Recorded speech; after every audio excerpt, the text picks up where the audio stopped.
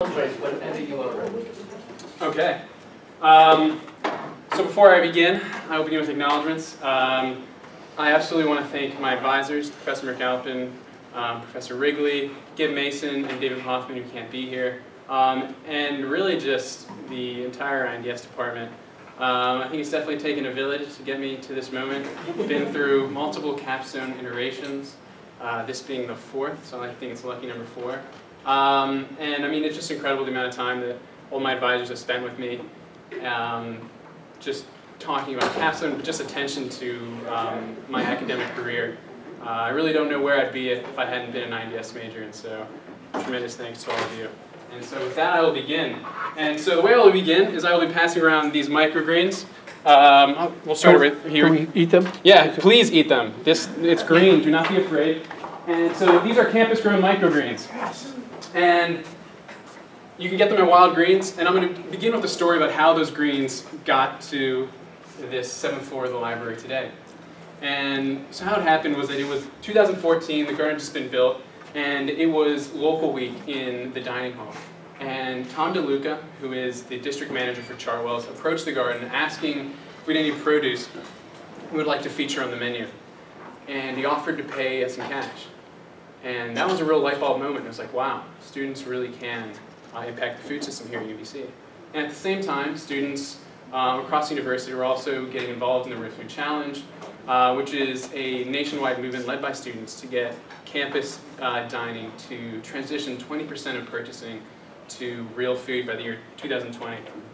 And they define real food as food which truly nourishes producers, consumers, communities, and the earth. And so looking at Tom DeLuca's offer and student involvement in the Real Food Challenge through an entrepreneurial mindset, I thought, wow, there's a really clear market opportunity for a campus source of produce. Something at a scale where we could deliver more than just a few squash, 1 week of the year during local week. And in my mind, I was envisioning a campus urban farm. Now I understood that this goal was a really large one, having just helped out, building the garden. But I knew that there were some questions that I could begin to ask and begin to answer in order to really set the groundwork for this vision to happen. And some of the big questions were, how do students create an entrepreneurial enterprise on the campus of a public university? Now, I mean entrepreneurial that this initiative would be creating funds which would help support it and make it sustainable. And also, what would an economic model for campus-grown produce even look like? And so the purpose of my capstone was to begin to answer these questions. And so my purpose was to create a campus microgreens operation, a minimum viable product, or MVP, for a campus urban farm.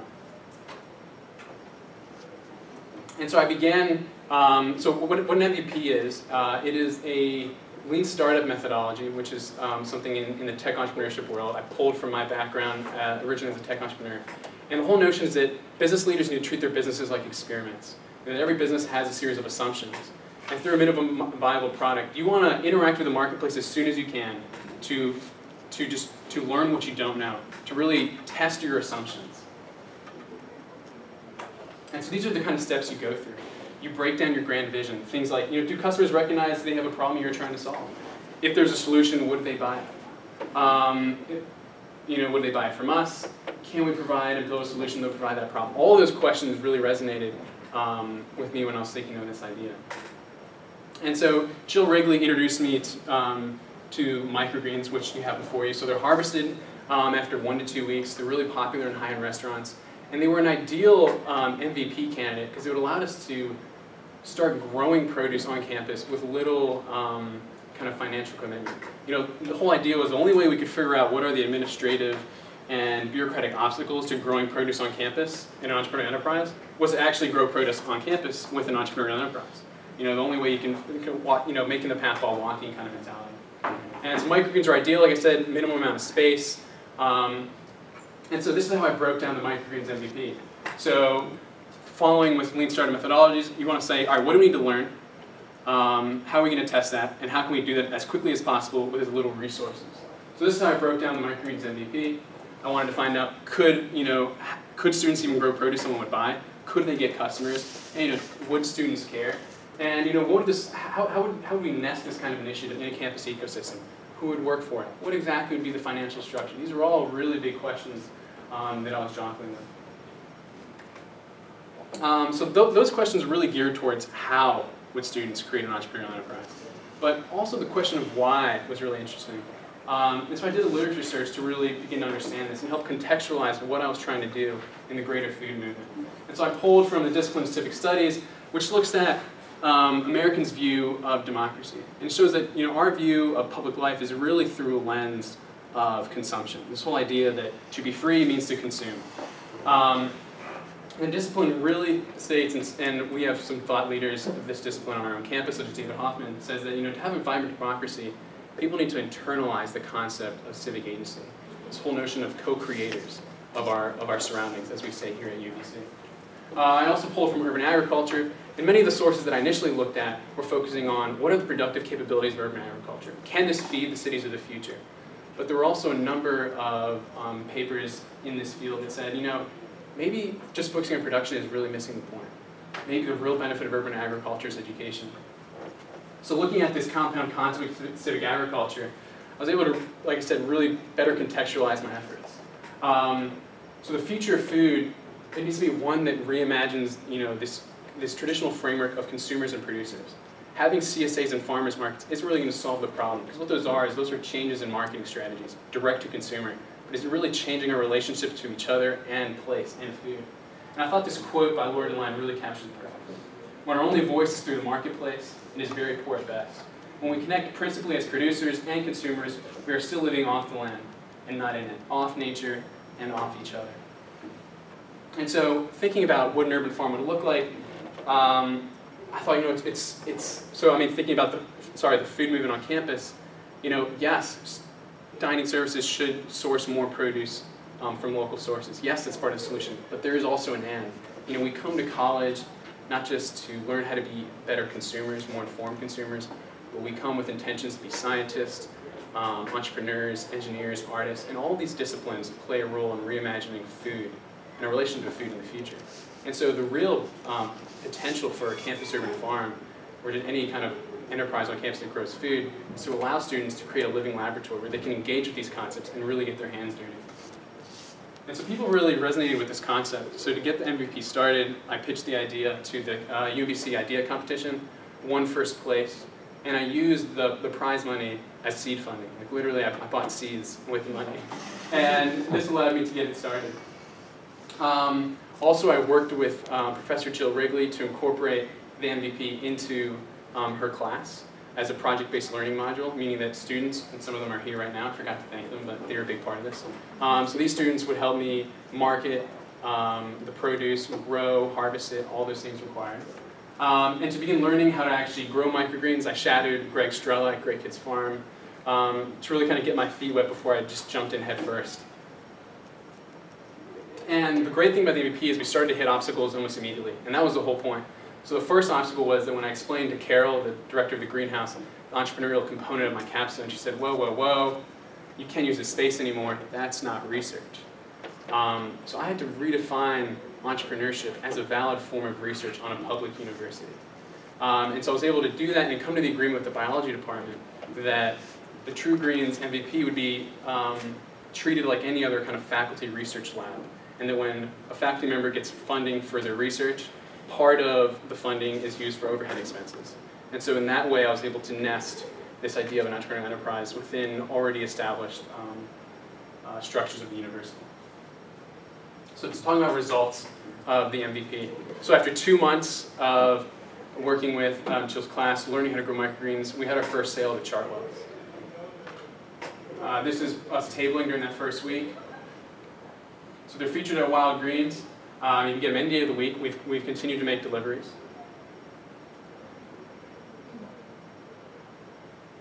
And this is artwork that was made by 2 UBC artists that is also now at that stand. And another surprise was that we gained an off-campus customer with the Rumor Mill in Ellicott City. So we really gained some really great validation that students really could start a business that grows produce and be able to enter the marketplace. There was also a number of other valuable results from this minimum viable product. First, we learned that students really do care about where their food comes from. Even though these microgreens were sold for $1 extra, in our first week, we sold out after 4 days. And so that was, I think that added some interesting validation to the already growing body of research on the campus surrounding food. And do students care about that? I think this is a great example of showing the students do. The other thing is it opened up dialogue with Chartwell's, because we had this business partnership, about just the nature of the food system. And we were able to learn about the realities of our food system. And so just an example, so Wild Greens goes through 1,100 pounds of salad greens every week. And they only pay about $250 for that. So that gave me an idea of, wow, that's dirt cheap. And so that's the real difficulty for, the Real Food Challenge, is that local producers really can't sell at that price. But the other thing, though, on kind of a brighter note, is it gave us validation for the economic model of an urban farm. Being that on a college campus, there are unique sources of funding that make a campus urban farm substantially different from an urban farm. So because we have an academic mission, we can bridge the gap of pricing that local producers have versus California producers. And it averages out to be about these prices. And so that was something that it looked like campus urban farms could do. And so like I said, by having this academic mission, by having these partners, by participating in the current campus infrastructure, for example, these students being part of a class, that cuts back on labor costs, which for organic producers is the biggest cost. 70% of costs are attributed to labor.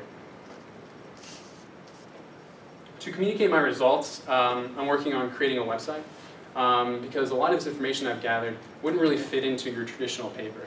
One of the best examples of creating a series of YouTube videos about all the knowledge we've gained, me and the other True Greens workers, about how to grow microgreens. That way, so this project can continue into the future and students don't have to relearn what we already have. And in closing, something that I definitely want to go over is that when prospective students in the future ask if UMBC has a community garden, or if we have a campus urban farm, what they're really asking about is not about the quality of their food. Are we going to get heirloom tomatoes here? How good are your salad greens? What they're asking is if they're going to be able to participate hands-on in the challenges that our society is facing in the future. And because through the work with my MVP, I've really been able to realize that creating an entrepreneurial enterprise on campus provides a number of opportunities for students of all kinds of disciplines to participate in this real work. And thank you.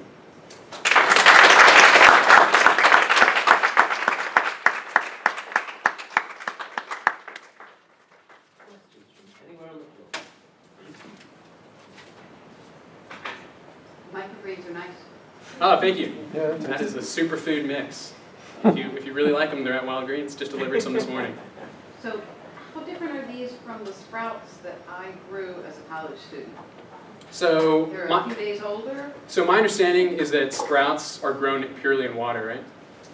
Mm-hmm. Yeah, so microgreens, they're traditionally grown in a soil medium, although you can grow them in things like coconut fiber. Yeah, I'm not really familiar with sprouts. I did think about exploring with sprouts, but we definitely have our hands full just with learning microgreens. But yeah, they're harvested after 2 weeks, so I'm guessing they're probably a little different. The sprouts maybe took about a week. A week? Okay.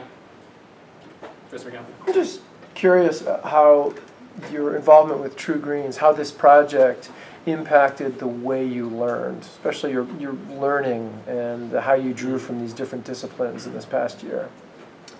I think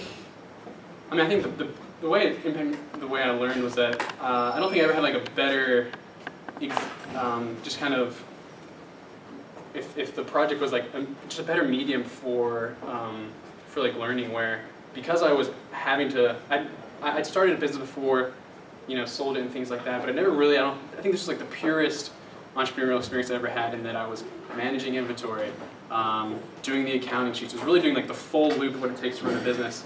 And in that way, I just feel like I had so much more of a clear sense of what I needed to learn. And, oh, we just ran into this problem. Why are our microgreens dying? Oh, we need to go figure this out. Or, it just allowed me to really, I think, raise better questions.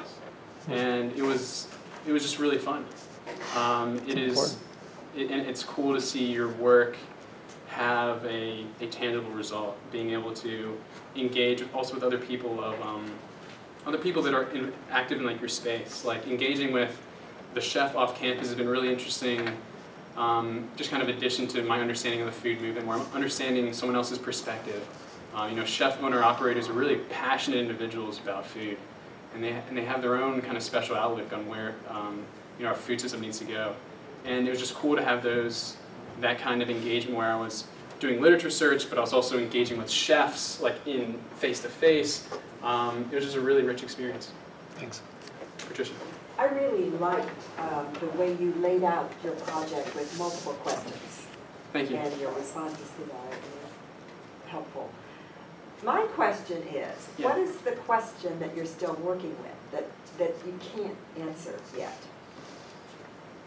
I think one pretty straightforward question is, what land would we use? There's the land that we were initially thinking we would use seems to be kind of unavailable, but there have been other spots. I think the questions I really haven't answered is what's going to make this sustainable for 10, 15, 20 years. Like, what is going to be the campus backer? And the idea has been to really kind of nest this under the Shriver Center, make this a service site on campus where students would be able to volunteer to participate in harvesting and planting, which is the easiest to learn and also makes up the largest amount of the labor. But yeah, so working out that partnership where this exists when I leave, that's kind of been the biggest unanswered thing. I was actually hoping to meet with Funby, our sustainability coordinator, at 1, but I thought I needed some more time to practice. But there's definitely been, just because we have an actual product at Wild Greens and people can taste our work, there's definitely a really big receptive audience to making this something students can continue to participate in.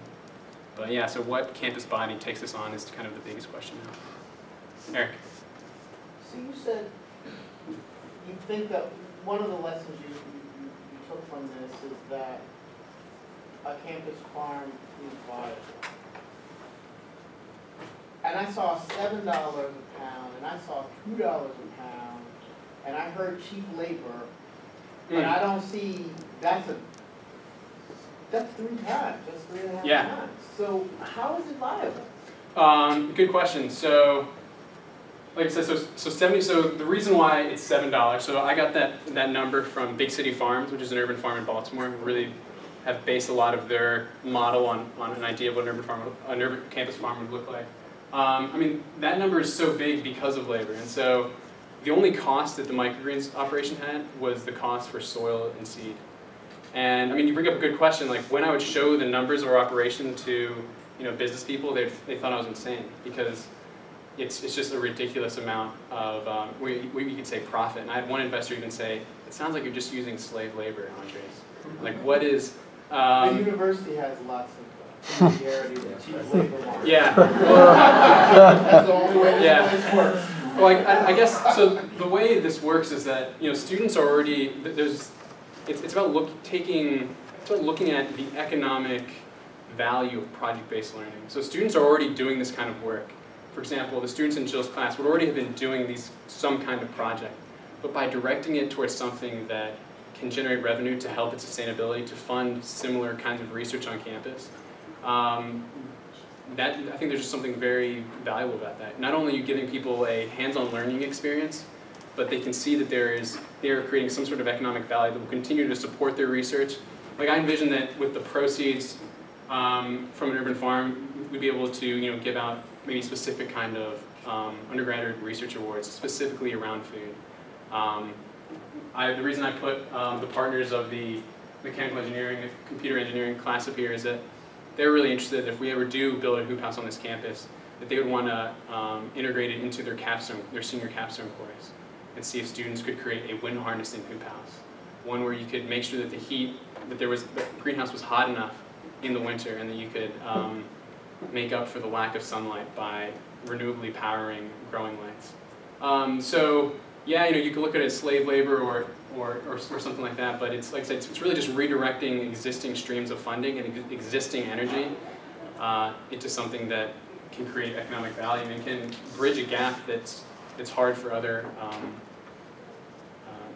hard for other farms and other kinds of contexts to do.